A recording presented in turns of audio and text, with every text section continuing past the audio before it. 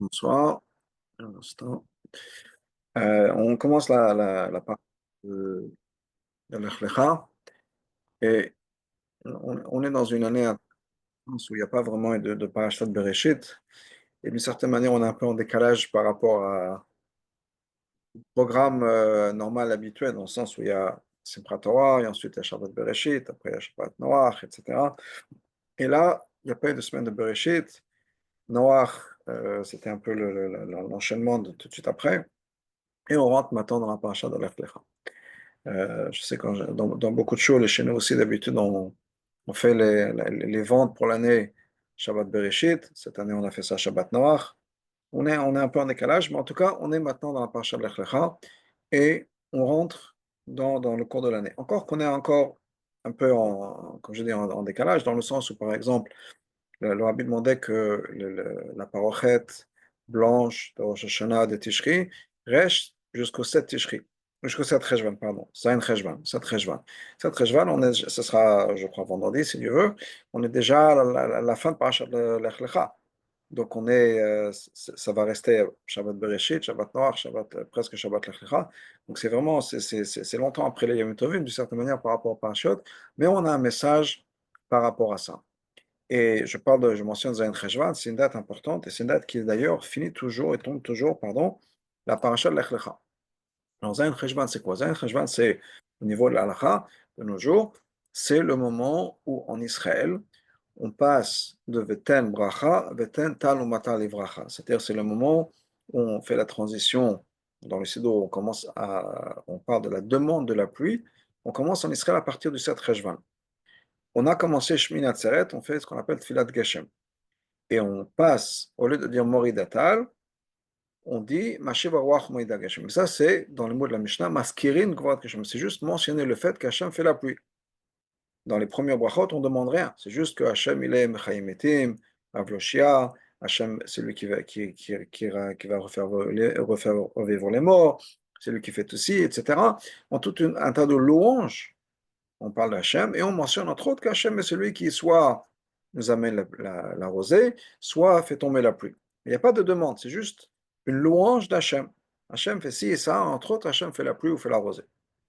Le moment où on fait la demande de pluie, alors en Israël, c'est le 7 Rejvan. À l'extérieur d'Israël, on attend 60 jours après l'équinoxe de l'automne et ça tombe généralement le 5 ou le 6 décembre. Donc, c'est basé sur les saisons. C'est pour ça que ça marche en fonction du calendrier non juif, puisque le calendrier non juif, le calendrier européen, est basé sur le soleil, c'est-à-dire sur les saisons. Donc, ça tombe dans cette date-là. Mais même à l'extérieur d'Israël, le 7 Rejvan, ça a une importance, puisque le 7 Rejvan, si quelqu'un à l'extérieur d'Israël s'est trompé, et qu'il a fait pour lui-même dans la Mida à voix basse, pas dans la répétition, là, c'est différent, mais dans la Mida à voix basse, il s'est trompé et qu'il a dit Beten Talum Atalibrachan, il a déjà demandé la partie de cette Rejva, même si on habite en France, aux États-Unis ou en Babylonie, quel que soit l'endroit, à partir du moment où on a demandé, après le 7 Rejvan, même si on s'est trompé et qu'on a demandé la pluie, on n'a pas besoin de répéter la Mida. Alors que avant, oui. Et même si à l'extérieur d'Israël, encore une fois en France, quand on ne demande pas jusqu'en décembre, on ne demande pas la pluie. Mais si quelqu'un par erreur s'est trompé en disant soit il pensait qu'il fallait le faire même à l'extérieur d'Israël, soit par erreur, sans faire attention, il a demandé, quelle que soit la situation, eh bien à partir de cette région, on demande la pluie. Et à partir de cette région, donc s'il s'est trompé, ça marche, c'est pas grave, il n'y a pas besoin de répéter la mida. Pourquoi cette date du 7 Rejvan? Il n'y a rien de particulier si on peut dire au 7 Rejvan, ce n'est pas une date particulière, c'est ni Rosh Chodesh, ni ci, ni ça. On a les dates de mois de Rejvan, il y a je sais pas, le 11 Rejvan, qui est l'Aïloula de Rachel Imenu. Le 7 Rejvan, ce n'est pas une date où on marque un événement particulier. Le 7 Rejvan, c'est 2 semaines à partir de Shmini Atzeret, à la fin des Yamim Tovim. Pourquoi 2 semaines? C'est le temps que les gens puissent rentrer chez eux. Donc tout le monde était monté au Beth Amikdash, à Jérusalem, au Beth Amikdash, pour Shalosh Regalim, pour aller à la Regel, pour Sukkot, on reste Shmini Atzeret, et ensuite ils repartent. Et les gens qui habitent loin de Yerushalayim, qui vont aller jusqu'au nord, les frontières les plus nord d'Israël, ça va leur prendre 2 semaines en marchant à pied pour arriver à cet endroit-là. Donc on attendait Les Chachamim ont dit voilà, qu'on va attendre. Même si en Israël, on a besoin de la pluie, on a besoin de la pluie pendant la saison des pluies qui est en Israël et pendant l'hiver, on va attendre. On va attendre afin que les gens ne soient pas sous la pluie alors qu'ils marchent et qu'ils voyagent. C'est la raison de cette région, on attend 2 semaines. Et comme j'ai dit, c'est quelque chose qui est applicable jusqu'à aujourd'hui, et même au niveau de la halakha. Un autre exemple au niveau de la halakha, le Shach, dans le Shulchan Aruch, dans la halakha de Choshen Mishpat, nous dit que si un document, un engagement qui s'est fait ou c'est marqué après les fêtes, ça veut dire 2 semaines après les fêtes, c'est-à-dire Zayin Cheshvan. Parce que jusqu'à ce moment-là, les gens sont un peu on est un peu toujours dans l'ambiance des fêtes, à ce moment-là. Mais il y a un lien certainement entre la paracha de Lech Lecha et le 7 Cheshvan. Parce que, encore une fois, la paracha de Lech Lecha, c'est toujours la paracha du 7 Cheshvan. Quoi qu'il arrive, ça peut être dans plusieurs jours de la semaine, comme chaque jour, chaque date, à plusieurs jours dans la semaine pendant lequel ça peut tomber, ça peut être le dimanche, ça peut être le vendredi, comme c'est cette année, ça peut être d'autres jours, mais certainement il y a un lien. Alors qu'apparemment, c'est deux choses complètement différentes. Pourquoi? Parce que Zayin Cheshvan, ça marque quoi? Zayin Cheshvan, ça marque le départ d'Israël. C'est les gens qui étaient en Israël au Beth Amikdash, qui maintenant vont partir, s'éloigner d'Eretz Israël, ou peut-être même quitter Israël pour ceux qui habitaient à l'extérieur d'Israël, qui allaient traverser la frontière, et ils traverseront la frontière 2 semaines après. Lech Lecha, c'est l'opposé. C'est quoi Lech Lecha? C'est Abraham qui est parti vers Israël. Donc quand on cherche toujours une leçon, quel est le lien, etc., on est un peu coincé, dans le sens où on a deux choses complètement différentes. Un message, c'est partir d'Israël pour rentrer chez soi, et l'autre, c'est quitter chez soi pour aller en Israël. Puisqu'Avram, Hachem a dit à Avram, Lech lecha martzecha malatecha, etc., quitte ta maison, ta terre natale, pour aller en Israël. Comment est-ce qu'on arrive à réconcilier ça? Quelle est la leçon qu'on est censé apprendre? Alors, bien sûr, le premier point, si on peut dire, il est assez facile dans le sens où au début, oui, très bien. Lech lecha, ça veut dire quoi? Lech lecha, ça veut dire, va faire ton travail, et maintenant le peuple juif fait aussi son travail, dans le sens où on continue à avancer, et on a bâti sur les fêtes de Tishri, et maintenant on continue à avancer, on prend ça à l'étape d'après. Pour donner un exemple, qui est le fameux mashal du Baal Shem Tov sur le shofar. Le Baal Shem Tov nous dit le mashal suivant, il dit qu'il y avait un roi qui avait un fils, son prince, qui a fait les grandes écoles, l'ENA et tout ce qui est Sciences Po, les écoles nécessaires pour ça. Le fils a tous ses diplômes de sciences politiques et d'économie et tout ce qu'il faut. Et maintenant, le roi veut mettre à l'épreuve son fils, veut donner une challenge à son fils pour que le fils puisse faire ses preuves. Et donc, il l'envoie dans un endroit. Il y avait une partie du royaume qui était un peu éloignée, qui ne se sentait pas connectée. Et maintenant que son fils a fait toutes ses écoles, il a tous ses diplômes, etc., toute cette éducation, justement, dans ça, que le fils parte dans cet endroit et puisse civiliser l'endroit et faire en sorte qu'il se sente connecté, rattaché au reste du royaume. Donc le fils part dans cet endroit-là, il y arrive et il se rend compte très rapidement qu'effectivement il a beaucoup de travail à faire, mais la première chose, c'est qu'il n'arrive même pas à communiquer avec les gens, il ne parle pas la langue. Il ne connaît personne, il ne parle pas la langue. Il faut qu'il commence à quelque part. Donc son idée est la chose suivante, il a dit on va commencer par le bas, on va commencer à rencontrer des gens et apprendre plus ou moins les mœurs, les us et coutumes et la langue. Donc il va dans un bar local pour se faire des amis, ou au stade de foot, quel que soit l'endroit, pour commencer à se faire des amis et faire des connaissances, apprendre un peu comment les choses se passent ici. Le problème, c'est que il va effectivement se faire des amis, il va effectivement apprendre la langue, mais entre-temps, il a perdu de vue son objectif. Il n'était pas là juste pour faire des amis, il était là pour les transformer, les changer. Mais il est resté plus ou moins confortable, si on peut dire, dans la rencontre et dans le social, etc., sans être passé à l'étape d'après, qui est, on va maintenant les changer, les transformer. Puis à un moment, il se rend compte qu'il faut qu'il reparte chez son père. Il dit, voilà, les choses, j'ai perdu contact, j'ai perdu le focus sur ce que je dois faire. J'ai besoin de me reconnecter. Donc il voyage jusqu'à la capitale. Et il essaie de rentrer au palais. Et personne ne le laisse rentrer.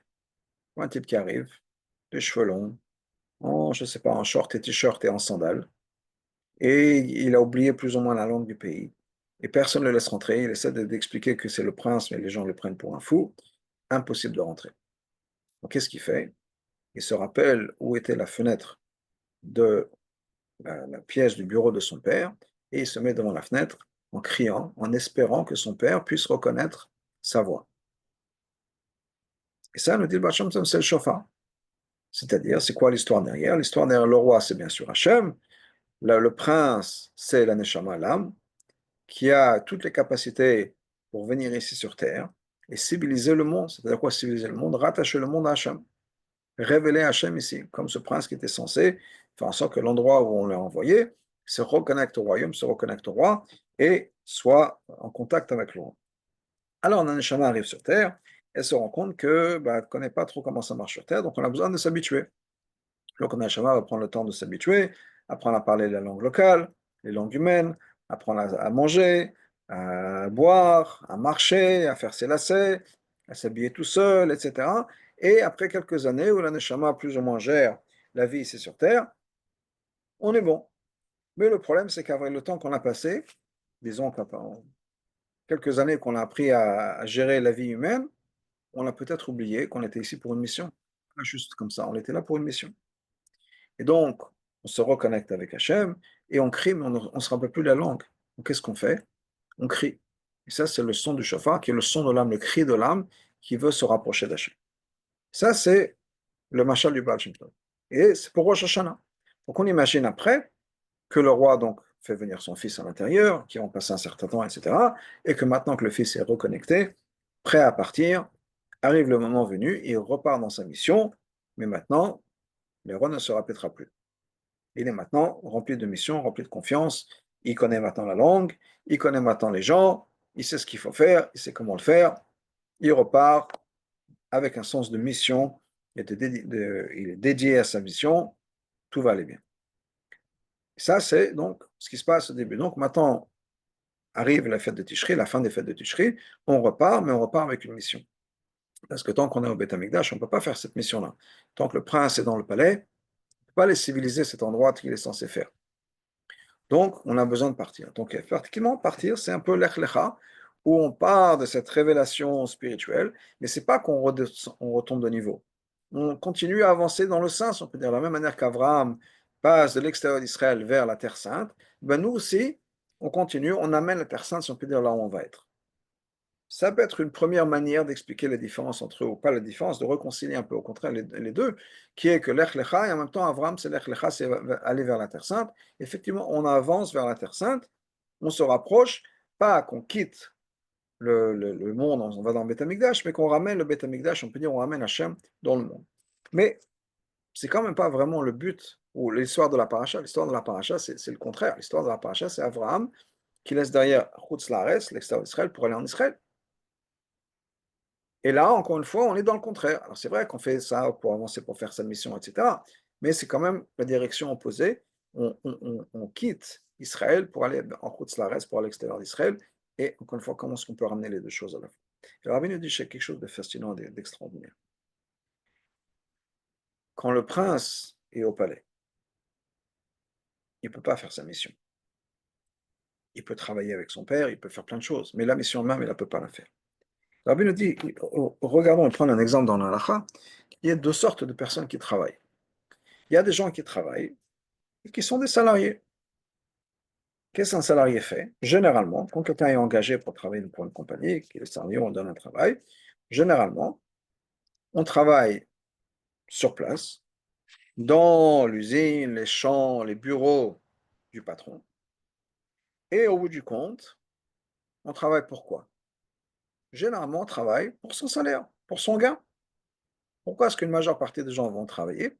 Parce qu'ils ont besoin de vivre, on a besoin de gagner sa vie, on a des factures à payer, etc. Donc on va pour gagner sa vie. Mon intérêt rencontre l'intérêt de mon employeur, je suis engagé, j'ai un travail, chacun y trouve son compte. Je fais un travail qui va profiter mon employeur, de l'autre côté, je suis payé un salaire qui me profite, et tout le monde est content. Mais mon intérêt, généralement, dans ce travail-là, c'est le mien, c'est le salaire que je vais recevoir pour pouvoir faire ce que j'ai envie de faire. Donc, il y a deux choses qui sont en place. Je travaille sur place, dans les biens, dans la propriété, dans les bureaux, dans les locaux de mon employeur, et mon intérêt et mon intérêt personnel. Ça, c'est plus ou moins comme les Juifs étaient au Beth Amikdash. Quand on va au Beth Amikdash, à l'époque du Beth Amikdash, on voyageait, allait à Yerushalayim, on était au Beth Amikdash, c'était pourquoi? Les rotes ou les haot, comme les Chazal nous disent. On allait voir Hachem, on était vu par Hachem. Aller voir Hachem, ça veut dire quoi? Profiter de tous les miracles qui se passaient. Se remplir d'inspiration, se remplir de Kedusha, et on est porté par l'expérience. Je n'ai pas, bien sûr, de mémoire du Beth Amikdash, mais je peux imaginer d'une certaine manière, c'est comme aller passer les fêtes de Tishri chez le Rabbi, où on est rempli d'inspiration, on voit vraiment la voda du Rabbi, les choses qui se passaient, etc. On se remplit d'inspiration. Mais d'une certaine manière, nous dit le Rabbi, c'est comme cet employé qui se trouve devant son patron, plus ou moins dans les locaux de son patron, et qui travaille pour son gain. Dans le sens où je me retrouve au Beth Amikdash, ou au Beth Rabbeinu Shebava, le Beth Amikdash qu'on a en Galout, et je trouve mon inspiration, je trouve mon gain. Ça va m'aider, ça va profiter. Il n'y a rien de mal en ça. On a besoin de ça, on a besoin de se reconnecter, on a besoin de pouvoir profiter de ça. C'est quelque chose qui est essentiel et qui est important. Il y a une expression dans la Gemara, on avait posé la question une fois à Rabbi Chia. Rabbi Chia, c'était le Talmud Mouvakt de Rabbi Yehuda Anassi. Rabbi. Et une fois, on a posé la question, et Rabbi Chia a dit une halakha, et quelqu'un lui a demandé, Ha minayin lach, d'où est-ce que tu sais ça? Et comme ça, d'où je sais? Rabbi Loshana, Chia minayin, si Rabbi ne l'avait pas enseigné, d'où est-ce que moi je l'aurais su? Bien sûr que si je le dis, c'est que ça vient de mon Rav, qui est Rabbi Yehuda Anassi.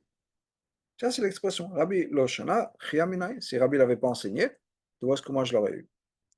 Mais les chassidim avaient une lecture différente de cette phrase-là. C'est un mot, c'est pas, bien sûr, ça ne change pas le sens de la Gemara, mais qui est Rabbi Loshana. Si on ne va pas chez le Rabbi une fois par an, Chia Minayin, d'où est-ce qu'on peut avoir de la Chayut, d'où est-ce qu'on peut avoir de la vie? Et c'était la même chose à l'époque du Beth Amikdash, bien sûr, j'imagine encore plus, qui est, c'est là où on puise cette vitalité. Cette énergie qu'on a de se connecter avec Hachem, etc. C'est pour nous reconnecter avec Hachem, et c'est mon bien. Ça, c'est être un peu un employé, si on peut dire, dans le sens où je cherche mon intérêt, et mon intérêt se trouve chez mon employeur. Il y a une autre sorte de personne qui travaille, qui est engagée par quelqu'un d'autre, qui est ce qu'on appelle le shaliach. Shaliach, c'est l'agent, l'envoyé, le messager, le représentant. Alors, le représentant, lui, il est à ce niveau-là différent sur ces deux points. Premièrement, s'il est agent ou représentant, c'est qu'il ne se trouve pas là où son patron, son employeur se trouve. Parce que s'il est là, on n'a pas besoin d'avoir un agent. Donc, par définition, le shaliach, l'envoyé, a été envoyé. Donc, il voit loin. Physiquement, il est dans un autre endroit. Il y a un endroit distant, quelque part d'autre, où le patron, l'employeur n'est pas.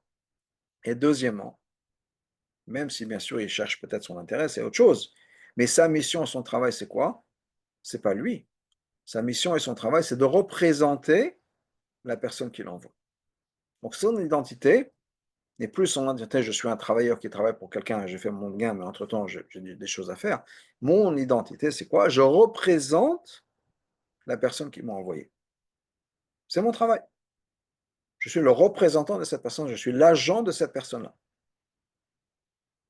Et donc, il ne s'agit plus de mon intérêt, il s'agit de l'intérêt de la personne que je représente. Pour donner un exemple dans l'halakha, un shaliach qui fait des erreurs, qui va faire quelque chose qui est au détriment de la personne qui l'a envoyé, on peut dire que le shlichut ne marche pas. Il a été moyen le bishlichuto, il a abîmé, ou pire, il a, si on peut dire détruit, il a été à l'opposé de la shlichut, de la mission qu'il a.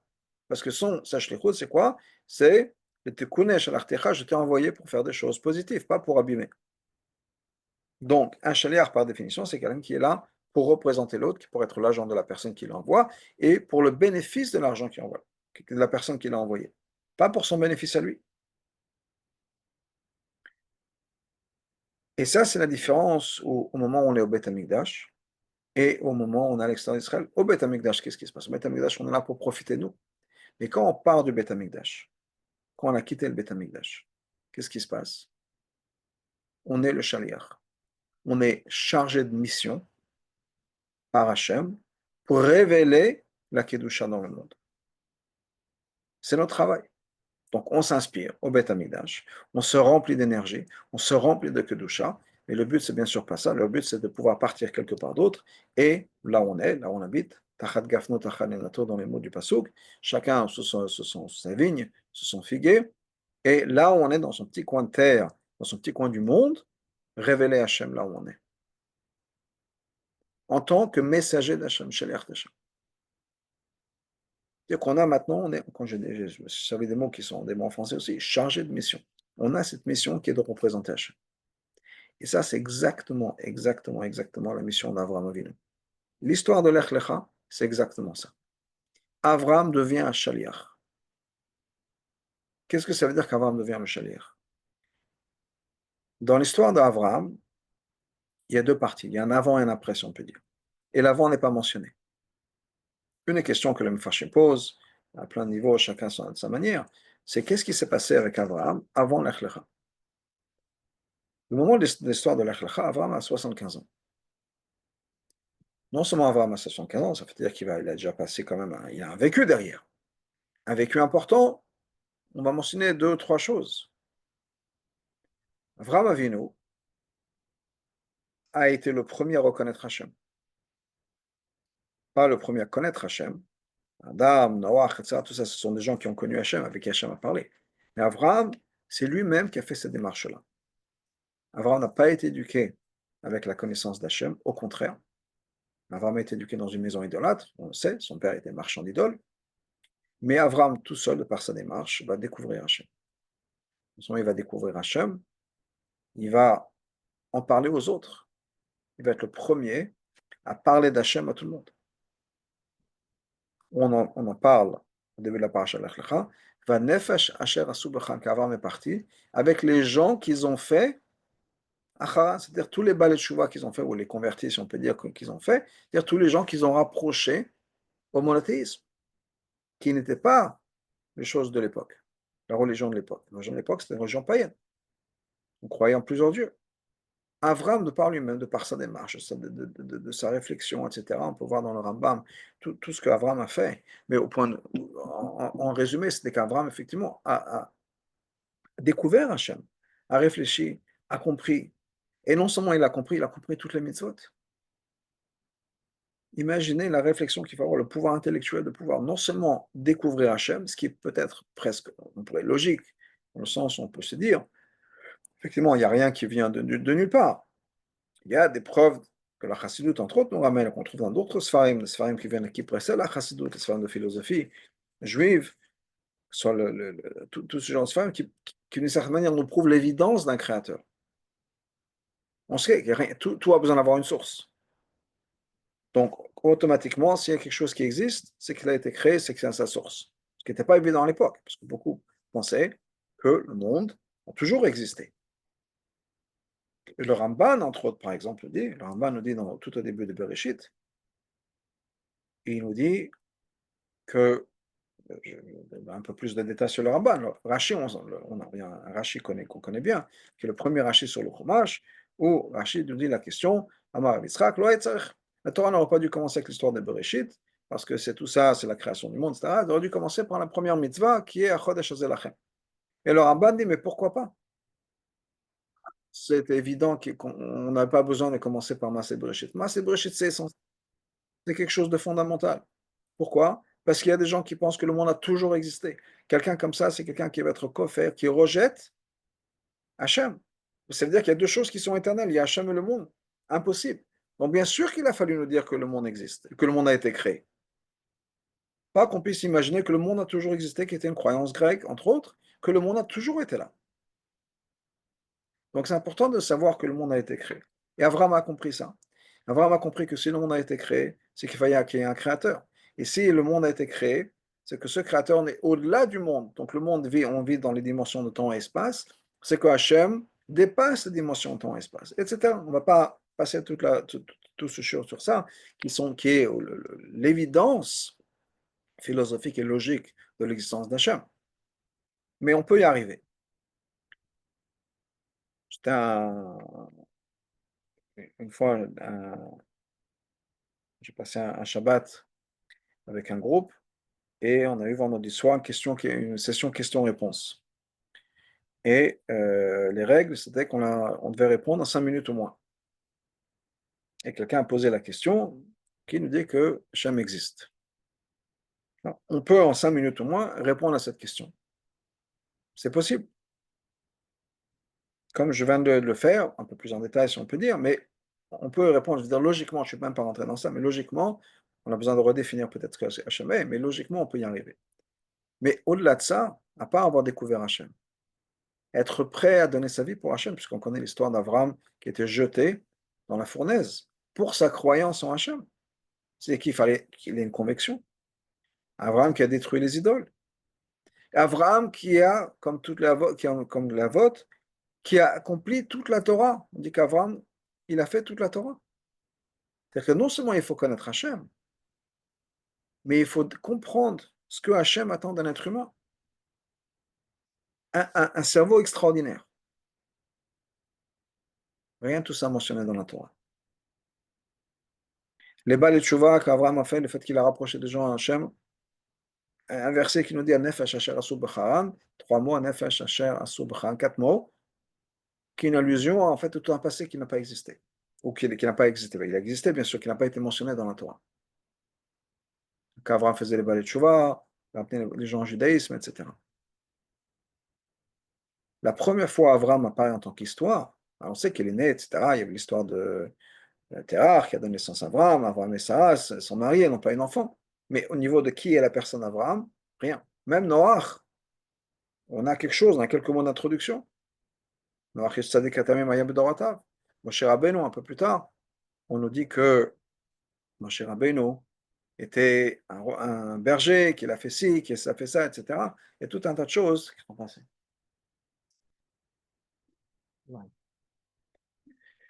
Donc, on a une histoire sur Moshe Rabbeinu avant qu'il devienne le prophète, etc. On a tout un tas de choses sur Moshe Rabbeinu. Mais Abraham, rien du tout. Alors que c'est quelqu'un qui a risqué sa vie pour Hachem. Rien. Et tout d'un coup, il y a l'Echlecha. Hachem choisit Abraham, on ne sait pas pourquoi, on ne sait pas comment. Il dit pars. Par où? Elle arrête sa chair avec la terre que je vais te montrer. Pourquoi? On ne sait pas trop. On connaît l'histoire d'Abraham, commence maintenant à partir de ça. Parce que chez Abraham, il y a ce changement-là. Chez Abraham, comme je dis, il y a eu l'avant et l'après. Et Abraham, à partir du moment où Hachem lui dit quelque chose, Hachem lui dit Lech lecha par, Hachem le transforme en shaliach. Hachem va transformer Abraham en son chargé de mission, en son représentant. Et tout ce qu'Abraham a fait jusqu'à maintenant, c'est super. Mais il était un peu comme un salarié. Ça veut dire quoi comme un salarié? Il y avait sa présence personnelle qui était impliquée, comme cette personne qui va travailler, parce qu'au bout du compte, il cherche un salaire. C'est pas qu'Abraham cherchait un salaire, mais c'était la personnalité d'Abraham qui était importante. Ce qu'Abraham avait compris, Abraham le philosophe, Abraham le penseur, Abraham le prédicateur, si on peut dire, Abraham l'enseignant, le professeur. Parce que jusqu'à maintenant, Hachem n'était pas apparu avec Abraham. Jusqu'à maintenant, tout ça, Abraham avait bâti sa carrière sur sa compréhension, sur sa philosophie. Mais il y a quelque chose de complètement différent qui se met en place à partir de l'Ech Lecha. Une chose à laquelle ça me fait penser, c'est un peu cette histoire d'un tailleur, un tailleur fameux, de grande renommée, et qui a été convoqué par le comte de la région pour lui faire un costume pour le mariage de sa fille. Le tailleur est tout fier. C'est lui à qu'on a demandé de faire un costume pour le comte. Il est heureux, il est content, il est fier. Il se met au travail, il commande les plus beaux tissus, il travaille vraiment très dur pour faire quelque chose de vraiment de parfait, de plus beau possible, etc. Et une fois le travail fait, après des semaines et des semaines de travail, il va voir le comte pour lui amener le costume. Le comte regarde le costume, jette un coup d'œil, il dit mais quelle horreur, mais c'est dégoûtant, c'est révoltant. Et comment est-ce que tu peux faire une chose pareille? Va-t'en d'ici, je ne veux même pas te voir, va-t'en avant que je te jette dans les donjons, et tu as une semaine juste pour moi faire le costume, la semaine prochaine c'est le mariage.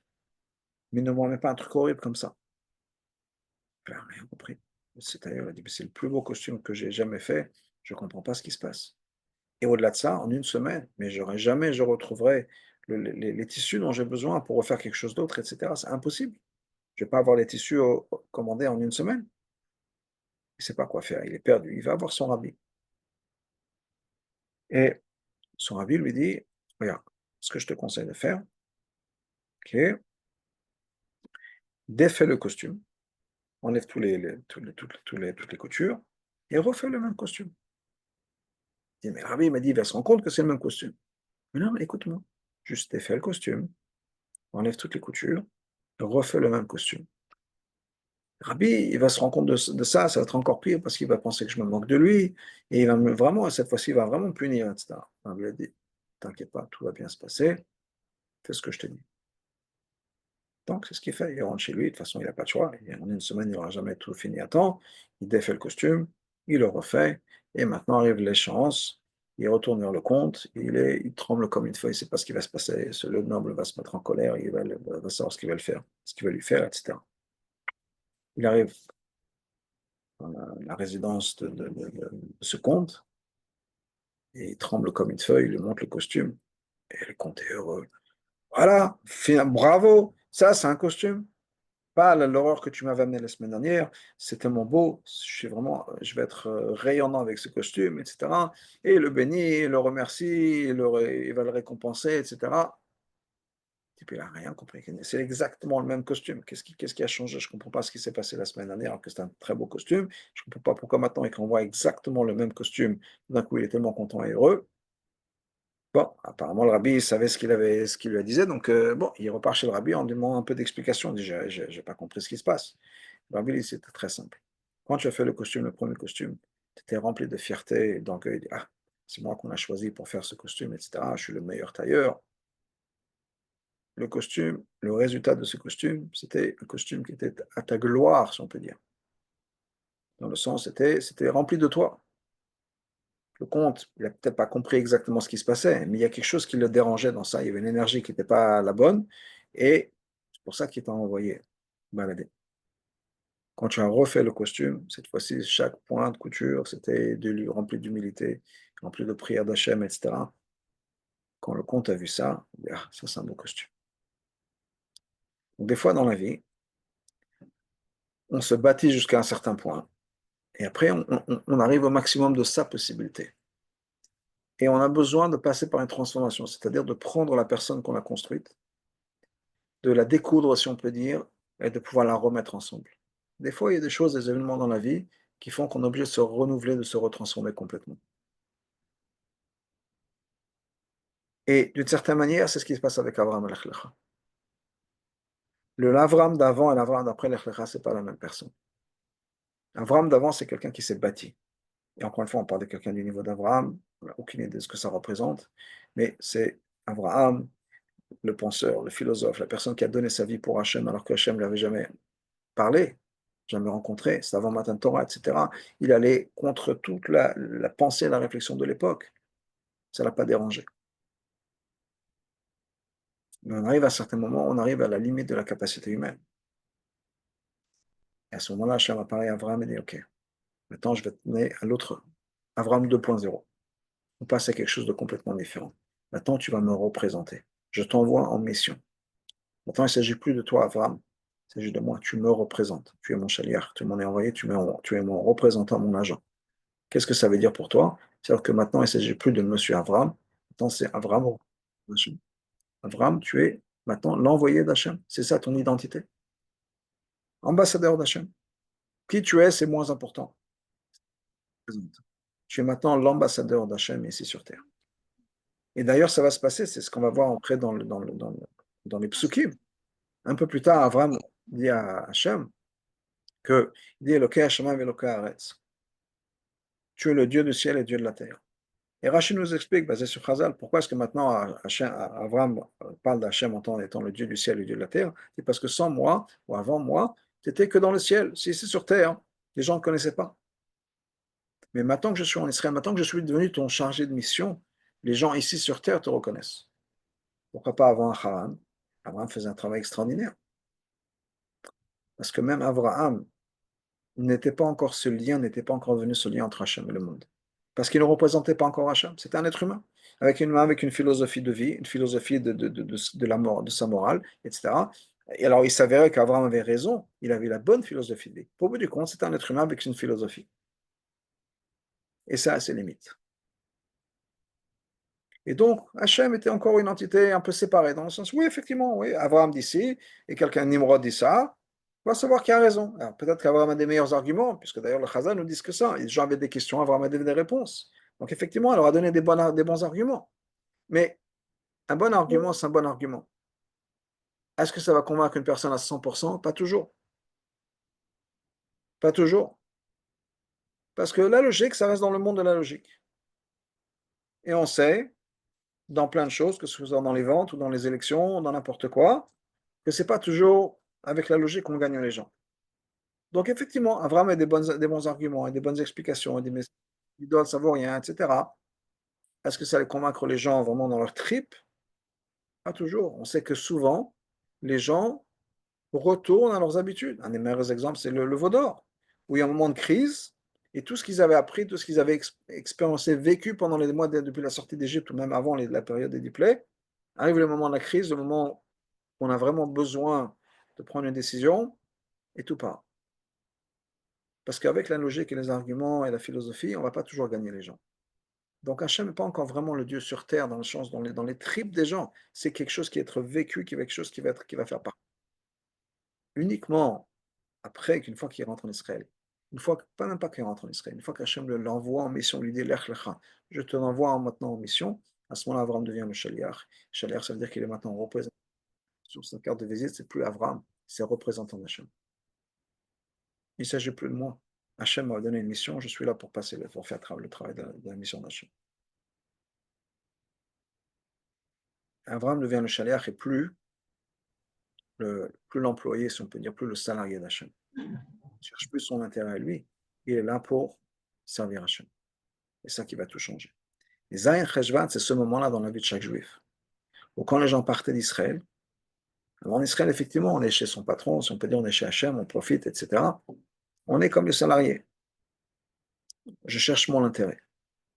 À partir de cette Cheshvan, à partir de la paracha de Lech Lecha, en fait, c'est-à-dire à partir d'aujourd'hui, on est le dimanche Lech Lecha, c'est le jour où aujourd'hui, on a dit dans le Chumash, dans Chitat, que Hachem a dit à Abraham Lech Lecha. À partir d'aujourd'hui, Abraham, on dit dans Yom Yom, c'est pas juste Abraham, mais c'est depuis ce moment-là, a commencé tout un processus qui va nous amener au don de la Torah, qui nous amène jusqu'au jour d'aujourd'hui, qui va nous amener jusqu'à l'avenir du Mashiach. Et ça commence avec Abraham, quand Hachem dit à Abraham Lech Lecha.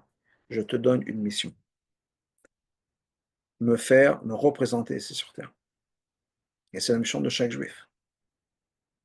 Et non seulement c'est la mission de chaque juif, mais encore une fois, quand on parle de mission, quand on parle du fait qu'on est les shluchim, qu'on a été envoyés par Hachem, ça veut dire on est maintenant le représentant d'Hachem. Donc il ne s'agit pas de mes capacités à moi. Un représentant, est-ce qu'il a un budget? Oui, il a le budget de la compagnie derrière, de la personne qui l'envoie. On n'est pas limité à notre budget à nous, on est limité à ce que Hachem nous a donné. Hachem, ce qu'il nous a donné, c'est une shama qui est infinie. Donc on a tous nos capacités à nous. Alors maintenant, après, Hachem a fait en sorte que chacun, d'une manière ou d'une autre, découvre son rôle dans la shlichut, dans ma mission. Il y a des gens ça peut être à l'écrit, il y a des gens, ça peut être à l'oral, il y a des gens, ça peut être en donnant l'argent à la tzedaka, pour d'autres, ça peut être lever de l'argent, lever des fonds pour pouvoir faire des mitzvot. Chacun a sa manière de le faire, et on découvre plus ou moins, au fur et à mesure de la vie, quel est le sens de ma mission, quelle est ma direction personnelle. Mais on a tous quelque chose en commun. C'est qu'il s'agit moins de nous et plus d'Hachem. C'est pas, ah oui, moi, j'ai pas ma capacité, j'ai pas ça. On n'a peut-être pas les capacités de faire A, mais on a certainement les capacités de faire quelque chose. Il y a un concept, ce qu'on appelle les neshamot atot, les neshamot qui sont perdus. Le mot Zaken explique c'est quoi les neshamot perdus. Il en donne un exemple. Il dit il y avait une fois un monsieur riche qui est parti en voyage et qui a engagé un cocher. Donc ils voyagent, puis ils arrivent en vendredi quelque part, ils vont passer Shabbat dans le village. Chacun se prépare et ce monsieur riche va aller au mikvé, Et en revenant du mikvé, il a déjà les vêtements de Shabbat, etc. Et il trouve quelqu'un, il y a un autre cocher, pas le sien, un autre cocher, qui est coincé avec sa charrette dans la boue, et il a besoin d'aide. Alors, bien sûr, il veut l'aider, mais être fort physiquement, c'est pas son truc. Donc, il essaie de pousser, il essaie de tirer. Entre-temps, il tombe dans la boue, il se salit, il se cogne à droite et à gauche. Et tant et si bien que après une heure ou je sais pas combien de temps, il essaie de pousser, de tirer dans toutes les directions. Il n'arrive pas, il est tout sale, les vêtements déchirés, emboués, etc. Parce que la force physique, il n'avait pas. L'argent, il aurait pu, mais c'est pas ce qu'il fallait pour l'instant, il fallait la force physique, lui n'en avait pas. De l'autre côté, le cocher, lui aussi, il va au mikvé, il rentre, etc. Il arrive à la choule, tout va bien. Et sur le passage, j'ai vu deux versions de l'histoire. Sur le passage, il voit quelqu'un qui est amené en prison. Pourquoi emmené en prison? Il n'a pas pu payer, il est en prison pour les dettes, et il n'a pas pu payer. Et le cocher dit, tu sais, moi je suis fort. Est-ce que tu veux que j'attaque tous ces agents de police et je te libère? Il dit, c'est ridicule, on va de toute façon, ils vont me rattraper, même si je sors, ils vont me rattraper. Je vais gagner une demi-heure, ça ne sert à rien. Ce qu'il me faut, c'est de l'argent. Bien sûr, le cocher, lui, il est fort, mais il n'avait pas d'argent. Donc, si juste ils avaient renversé le rôle, que le cocher qui est fort physiquement aurait pu aider la charrette dans la boue, et l'autre qui était riche, il aurait pu aider la personne qui a besoin d'argent. Mais des fois, il y a les chamois qui sont perdus, si on peut dire, chacun avec une mission qui n'est pas la sienne. Ça peut arriver. Donc, on a besoin de découvrir sa mission personnelle. Où est-ce que je suis la meilleure personne, en quoi est-ce que je peux aider? Et des fois, on peut avoir plusieurs choses. Certaines époques de sa vie, certains moments dans sa vie, etc. Mais en tout cas, une chose est certaine, qu'on a tous une mission, on est tous capables de faire cette mission. C'est Hachem qui nous donne le budget, c'est Hachem qui nous donne les forces. Et voilà, ce que tu as besoin, carte de crédit de la compagnie, voyage de la compagnie, etc. T'inquiète pas, tu fais ton travail comme il faut. Donc, on n'a pas besoin de se concentrer sur les choses qu'on ne peut pas faire. Et tous les problèmes qu'on a dans sa vie, je ne suis pas un bon orateur, je ne suis pas un Talmid Chacham, je ne suis pas riche, quelles que soient les choses, on a besoin de découvrir sa mission et on est capable de la faire. Donc, cette leçon de l'Echlecha et de Zayin Cheshvan, c'est ça, c'est que on a besoin d'un moment dans sa vie, je pense, bien sûr, je le pense, c'est Bereshit et c'est Noach, où on a besoin de se renforcer, on a besoin de puiser des forces. Et c'est vrai tous les matins aussi, on a besoin de tefila, on a besoin d'étudier, on a besoin de passer un moment dans le cocon, si on peut dire, dans la serre, si on peut dire, de la Kedusha. Mais arrive un moment, que ce soit dans la journée après la tefila quand on va au travail, que ce soit dans l'année après les fêtes de Tishri, quel que soit le moment, même dans sa vie après l'époque des études, de la yeshiva, etc., où on est maintenant chargé de mission par Hachem. Et qu'on n'a pas besoin de trop de s'inquiéter des choses qu'on n'est pas capable de faire, mais il faut penser aux choses qu'on est capable de faire. Où est-ce que je suis? Je vais peut-être raconter cette histoire, mais c'est une histoire que j'ai lue juste avant Tishri et qui m'a beaucoup marqué. Et je vais finir avec ça. Il y avait un mashpia en Israël qui s'appelait le Rav Shlomo Chaim Kesselman. Et Shlomo Chaim Kesselman, c'était un des premiers mashpia en Israël quand Chabal en Israël a commencé après la guerre, au sens après la guerre en 48, etc., en Israël, après la sortie de Russie. Israël, tout un groupe de Chabad sont partis en Israël. Et donc lui était mashpia là-bas. Puis un Shabbat après-midi, une fois, il y avait un Fabriyan à la choule, et puis après la choule, il est rentré chez lui, il y a tout un groupe qui l'a suivi à la maison pour continuer le Fabriyan. Il arrive chez lui à la maison, et sa femme voit tout le monde arriver, et commence à paniquer. Elle appelle son mari, elle dit, qu'est-ce que j'ai pas à quoi servir, qu'est-ce que je vais servir à tous ces gens-là? Je ne sais pas quoi leur donner, on n'a pas. Et son mari lui a dit, ne t'inquiète pas, pense pas trop à ce que tu n'as pas, pense à ce que tu as, donne ce que tu as. Quoi qu'il arrive, on peut pas, ce qu'on n'a pas, on ne peut pas. Et il s'avérait que c'était tout son Fabriyan de Shabbat après-midi. Ne pas de s'inquiéter de ce qu'on ne peut pas donner, mais de donner ce qu'on a. Donc souvent, on pense à ce qu'on ne peut pas donner, ce qu'on n'a pas. Ce qu'on n'a pas, on n'a pas. Mais qu'on puisse donner ce qu'on a. Et c'est encore une fois, l'Ech Lecha, c'est l'anniversaire de ça, où Hachem nous a donné la mission, nous a donné la carte de crédit illimitée pour faire la mission qui est la nôtre et de pouvoir transformer le monde avec la parole d'Hachem. Donc à nous de le faire, chacun à sa manière, chacun dans son rencontre, que ce soit le travail où on est, avec la famille qu'on a, avec les gens autour de nous, etc. Chacun dans sa communauté, mais ne pas trop de s'inquiéter de ce qu'on n'a pas, mais de réfléchir à ce qu'Hachem nous a donné, et avec ça, transformer le monde et faire venir Mashiach, Bekarov Mamash, Bezrat Hashem. Bonne soirée.